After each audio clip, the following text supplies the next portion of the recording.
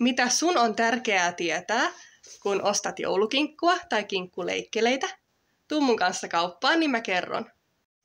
HK, Kivikylän ja Tamminen ovat varmoja valintoja silloin, kun haluat parasta suomalaista kinkkua ja ylipäätään lihaa arkeen ja juhlaan.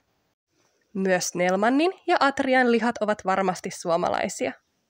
Hyvää Suomesta -merkki eli Joutsenlippu löytyy myös Makulihalta. Nämä ovat herkullisia ja vastuullisia valintoja joulupöytään, eli emännän hyväksymiä.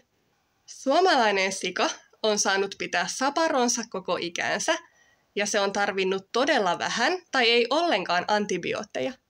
Suomalaisessa lihassa ei ole yhtään antibioottijäämiä, koska meillä noudatetaan pitkiä varoaikoja ennen teurastusta, jos yksittäistä eläintä on tarvinnut lääkitä. Joo, S-kaupan kotimaista ja K-kaupan pirkkakinkut näkyvät olevan myös suomalaisia. Mä en kannusta ostamaan kauppojen omien merkkien tuotteita, mutta tärkeintä on kuitenkin, että ostat suomalaista.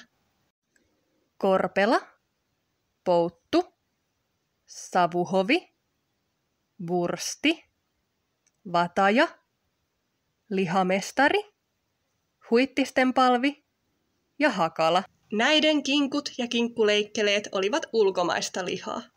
Tämä tarkoittaa, että porsaalta on todennäköisesti leikattu kivuliaalla toimenpiteellä saparo pois ja sille on annettu paljon antibiootteja.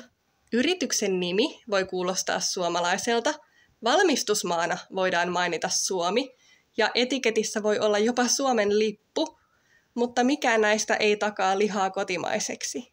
On tärkeää tarkistaa, että Suomi on mainittu alkuperämaana.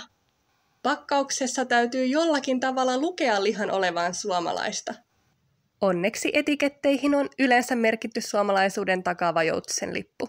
Muista, että pelkkä tehty Suomessa avainlippu ei riitä.